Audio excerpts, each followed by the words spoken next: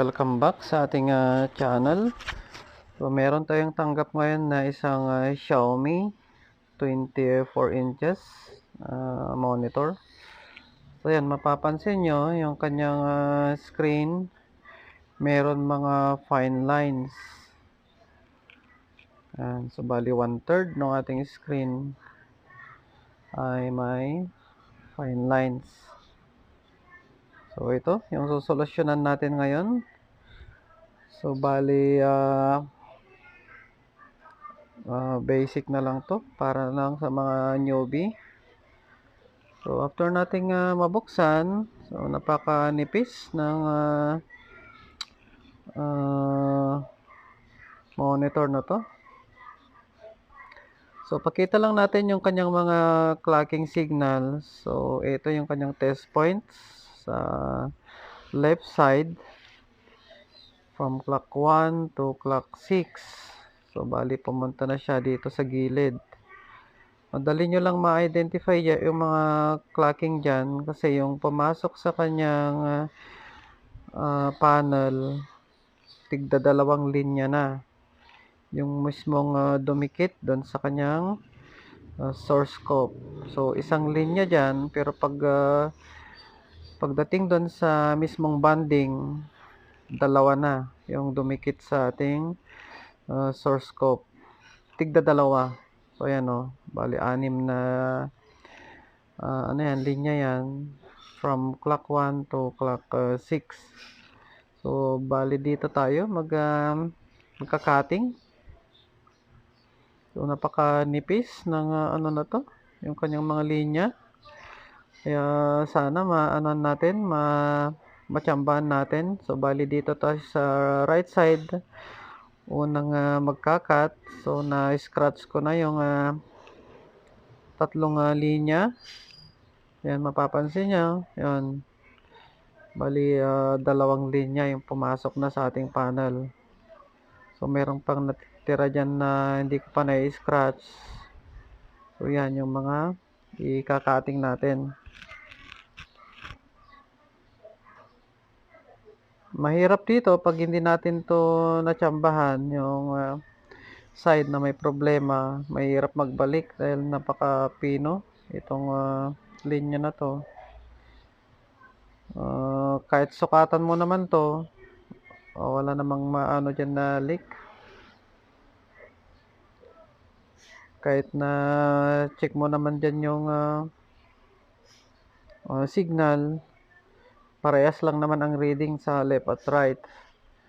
Kaya eto yung gagawin natin. Mas maganda pa yung may short na lang or leak. Ko-compare mo siya yung resistance. Pero ito wala siyang leak, wala siyang masukat na leak. Kaya ikakat natin yung mga na-scratch natin kanina from clock 1 to clock 6. So dun sa mga bago pa lang sa ating channel at hindi pa nakapag-subscribe, please subscribe at palike na din ng ating video. Pwede nyo ding i-share para makatulong sa mga bago pa lang na technician. Hindi po to pwede doon sa mga die wires dahil napaka-sensitive to mga bro. Sobrang pino yung kanyang linya. So pag mali ka ng nakat dito at makapal yung pagkakakating mo, mahirap magbalik. So ito, bali yung right side yung kinating natin. So napakita lang natin yung kinat natin.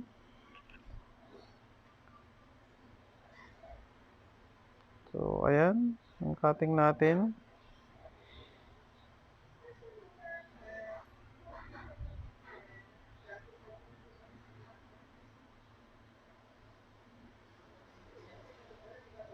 Medyo makapal pa nga yung pagkakakat ko dyan eh. Kaya kapag maling side or yung good side yung nakating natin, yan, pahirapan magbalik. So ayan, cutting natin.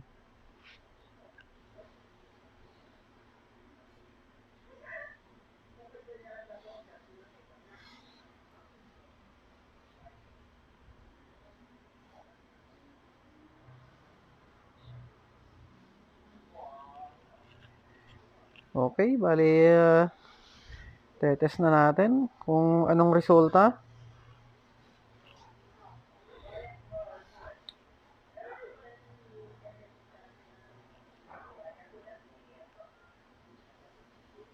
Bali, mag-isa lang ako ngayon dito.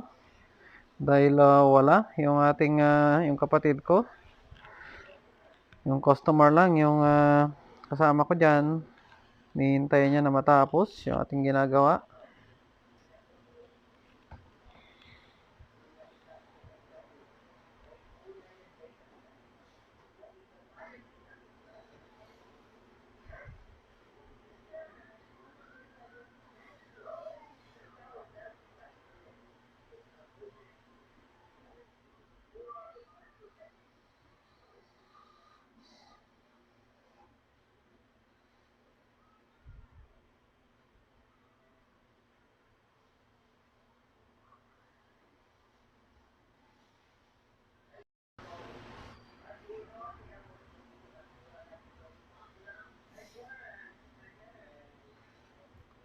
So, ayan, bali nalagyan na natin ng signal. Power on natin.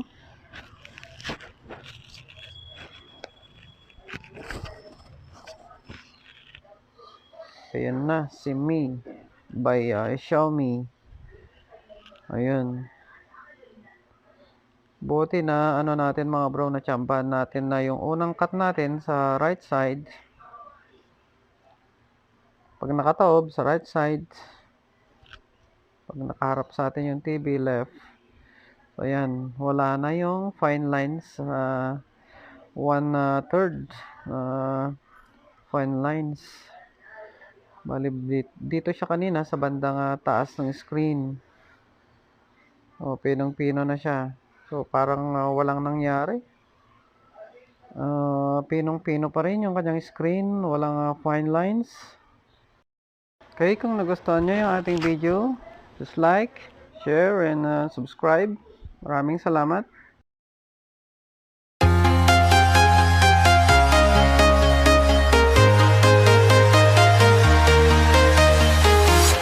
I'm walking alone the streets.